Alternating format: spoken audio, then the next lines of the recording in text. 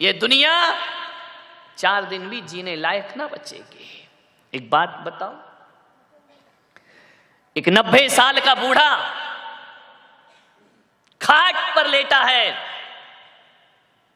यदि उस बूढ़े को घर में प्यार मिलता है, उस बूढ़े को घर में प्रेम मिलता है, तो वह बूढ़ा 90 साल का भगवान से हाथ उठा करके दुआ मांगता है कि हे मेरे परमात्मा, मुझे इतना अच्छा घर मिला, इतना अच्छा परिवार मिला, इतनी अच्छी समाज मिली, यहां प्रेम बहुत पाया मैंने अपने जीवन में।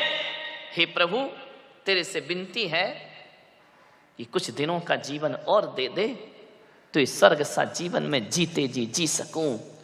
और एक बात और स्मरण में रखना, यदि प्रेम होता है तो 90 साल का बूढ़ा जीने की दुआ मांगता है, और घर में प्रेम ना हो तो 20 साल का जवान भी आत्महत्या करने के लिए तैयार हो जाया करता है। वह भी कहता है कि जीवन किस काम का, मुझे तो ऐसे जीवन को खत्म कर देना चाहिए, सुसाइड करने को तैयार है। ध्यान रखना, पैसों की वजह से लोग सुसाइड नहीं करते हैं, प्रेम के अभाव में लोग आत्महत्या करते हैं।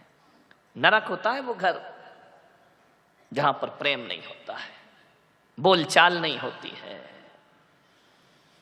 प्रेम का व्यवहार मिल जाए तो आत्महत्या करने वाला भी आत्महत्या के विचार छोड़ दिया करता है। प्रेम होना चाहिए।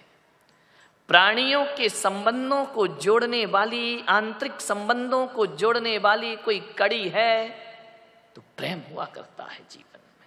मान्यवर, हिंदू मान्यता कहती है, वैदिक मान्यता, कि हर घर के आंगन में एक तुलसी का पौधा होना चाहिए। हर घर के आंगन में एक तुलसी का पौधा जरूर होना चाहिए। तुलसी का पौधा देखकर लोग ये कह देते हैं किसी हिंदू का घर है। अब तो जमाना बदल गया, अब तो आंगन ही नहीं बचे हैं, अब तो फ्लैट में लगा है आदमी, एक के ऊपर एक, ना जमीन तेरी ना आसमान तेरा। ध्यान रख, अब तो आंगन दिखते ही नहीं है घरों में। दिखते हैं तो वहां पहले आंगन में पौधे होते थे तुलसी के, थोड़ा सा बैठने का स्थान होता था, अतिथि देवो भव लिखा रहता था, स्वागतम लिखा रहता था। आजकल तो मामला बिल्कुल गड़बड़ है। आज तो पहले लिखा रहता था अतिथि देवो भव, पहले लिखा रहता था स्वागतम। आज घरों में देखता हूं, मैं निकलता हूं तो वहां लिखा रहता है सावधान यहां कुत्ते रहते हैं। मैंने माथा फोड़ दिया कि लिखा क्या है, ना स्वागतम लिखा ना वेलकम लिखा, सावधान यहां कुत्ते रहते हैं। एक जगह तो लिखा कुत्तों से सावधान। अरे मैंने कहा आजकल पहचान ऐसी बन गई आदमी की। एक आदमी ने पूछा कि भाई साहब बताओ वो मिश्रा जी कहाँ रहते हैं? बोले कौन मिश्रा जी? हम नहीं जानते कौन मिश्रा जी यहाँ रहते हैं, फ्लैट बाजू में है। बोले वो मिश्रा जी कहाँ रहते हैं? बोले हमें नहीं मालूम। लेकिन जब उस आदमी ने पूछा जिसके घर में 4 कुत्ते हैं, अरे बोले वो तो बाजू में रहते हैं। तो आदमी की पहचान कुत्ते से हो गई है। ध्यान रखिए मान्यवर, विचार करना है आपको, जमाना बदल गया है। तुलसी का पौधा होता था पहले। मैं ये नहीं कहूंगा आपसे कि आज आप अपने घर जाओ और तुलसी का पौधा लगा लो। यदि मैं कहूंगा लगा लो तो मुसलमान नाराज हो जाएंगे कि ये तुलसी तो भी हिंदू है। जैन नहीं लगाएंगे, कहेंगे ये तो हिंदुओं की परंपरा है, ये हमारी परंपरा नहीं है। ईसाई नहीं लगाएंगे, सिख नहीं लगाएंगे। ध्यान रखना, मैं आपसे कह रहा हूं मत लगाओ, कोई दिक्कत नहीं। जिनके घरों में लगा है अच्छी बात है, नहीं लगा तुम्हारी मर्जी। ध्यान रखना, मेरा कोई आग्रह नहीं है, लेकिन एक आग्रह तो मैं आपसे करूंगा, एक तो मैं आपसे निवेदन करूंगा, एक तो मैं आपसे अपेक्षा रखूंगा कि तुम्हारे घरों के दरवाजे में, आंगन में तुलसी का पौधा हो या ना हो, लेकिन ये पुलक सागर आपसे कहता है कि चाहे हिंदू हो, मुसलमान हो, सिख हो, जैन हो, पारसी हो, किसी भी मजहब का आदमी हो, अरे आपके घर में यदि तुलसी का पौधा नहीं है तो कोई बात नहीं, लेकिन आज मेरे प्रवचन के बाद यहां से जाना, और जो प्रवचन में नहीं आए वो टीवी से सुन रहे हैं, तुम्हारे घर में तुलसी का पौधा हो या ना हो, अरे प्रेम का एक पौधा हर आंगन में होना चाहिए। मुसलमान भी लगा सकता है, जैन भी लगा सकता है, हिंदू भी लगा सकता है। एक प्रेम का पौधा लगाओ।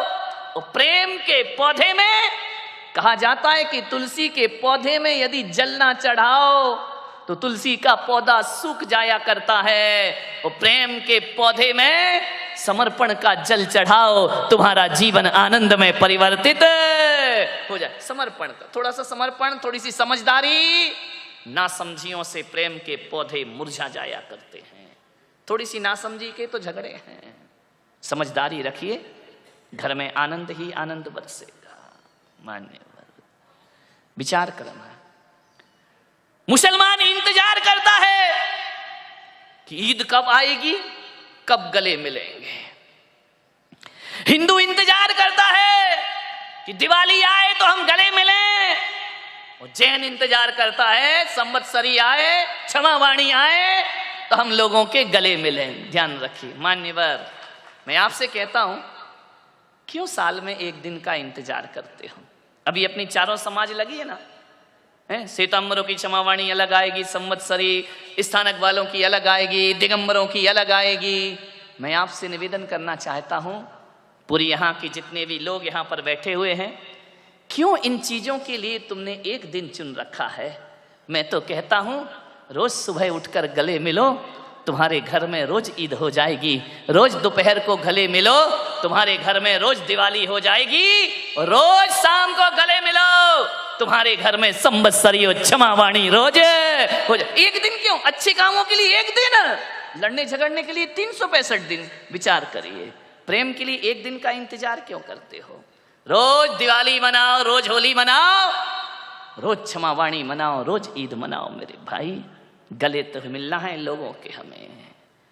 विचार करना, प्रेम नहीं तो जीवन में कुछ नहीं।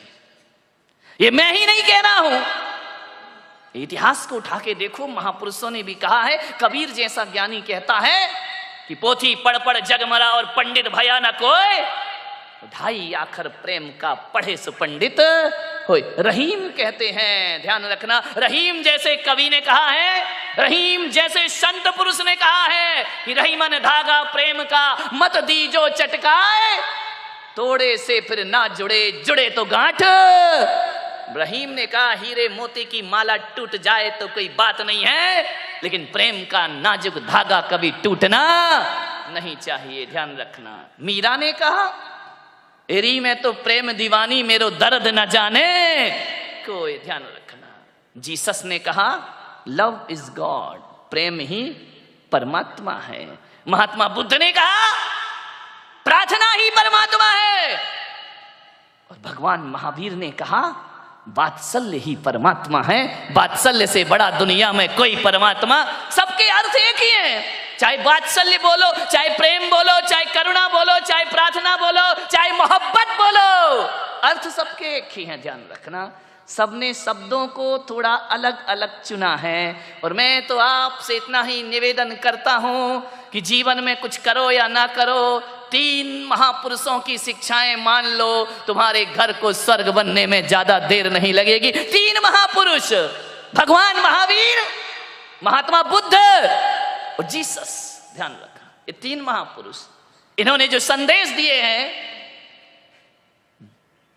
जीसस ने कहा लव इज गॉड, ध्यान रखना। बुद्ध ने कहा प्रार्थना करो, महावीर ने कहा वात्सल्य भाव रखो। तीनों को यदि देखो, कभी चिंतन करना, विचार करना, हमारा परिवार, हमारा घर 3 लोगों से जुड़ करके चलता है। एक तो हमारे घर में वो होते हैं जो हमसे बड़े होते हैं, बुजुर्ग होते हैं।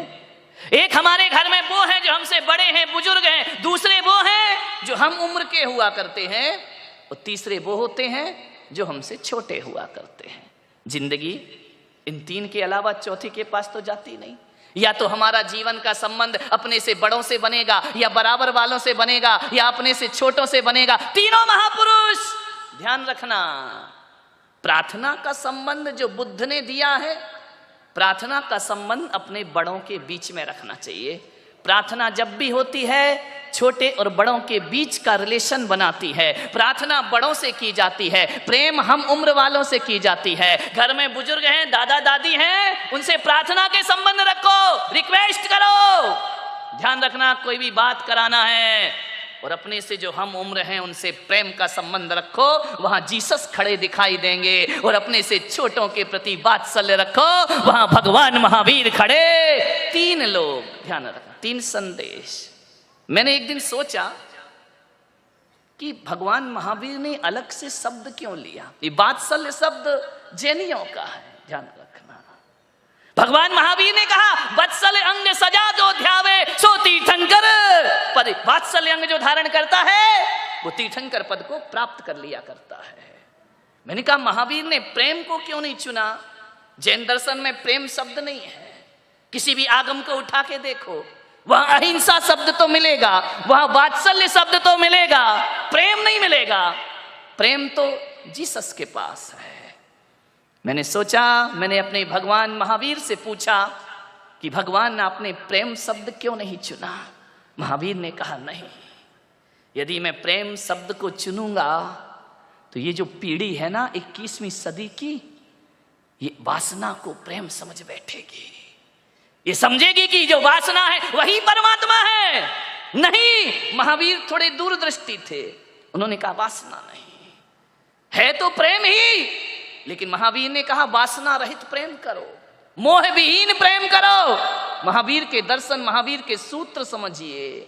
भगवान महावीर ने कहा यदि मैं प्रेम शब्द को धर्म बता दूंगा तो सारी दुनिया वासना में डूब जाएगी। महावीर ने कहा नहीं, प्रेम मेरा वासना वाला नहीं, मेरा प्रेम तो निर्वासना का है, मेरा प्रेम तो मोह विहीन है।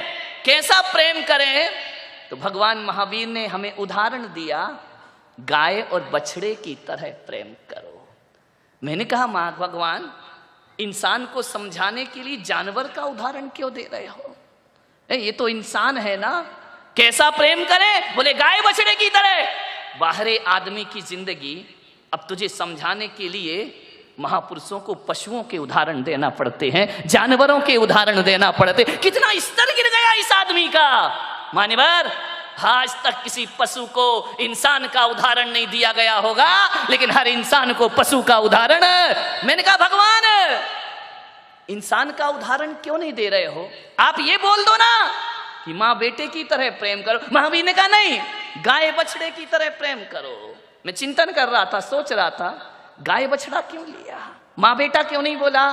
बोले इसलिए कि इंसान की माँ भी यदि अपने बच्चे से प्यार करती है ना, अपने बच्चे को दूध पिलाती है, तो इतना तो अपने मन में रखती है कि आज मैं जिसे दूध पिला रही हूं, कल बुढ़ापे में ये मेरी लाठी बनेगा, ये बुढ़ापे का सहारा बनेगा, ये बुढ़ापे में मुझे पानी पे। इतना स्वार्थ तो इंसान की मां रखती है, ध्यान रखिए।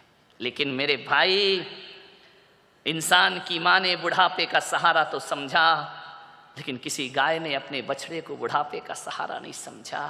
कोई गाय अपने बछड़े को दूध इसलिए नहीं पिलाती कि बुढ़ापे में मुझे घास खिलाएगा, बुढ़ापे में मेरी व्यवस्था करेगा। इसलिए महावीर ने इंसान का उदाहरण उचित नहीं समझा। उन्होंने कहा इस आदमी को समझाने के लिए किसी जानवर का उदाहरण दिया जाना चाहिए। ये आदमी तो मरते दम तक अपनी बछड़े को छोड़ता नहीं है। गाय तो बछड़े को दूध पिलाती है, और जिस दिन बछड़ा खाने लायक हो जाता है, गाय अलग जीवन जीती है, बछड़ा अलग जीवन जीता। विचार करें कितना निस्वार्थ प्रेम है उस गाय का। मान्यवर, विचार करना है आपको, ऐसा प्रेम होना चाहिए। हम तो प्रेम के बदले कुछ चाहते हैं, हम तो प्रेम के बदले ये चाहते कि हम प्रेम कर रहे तो हमें ये मिलना चाहिए।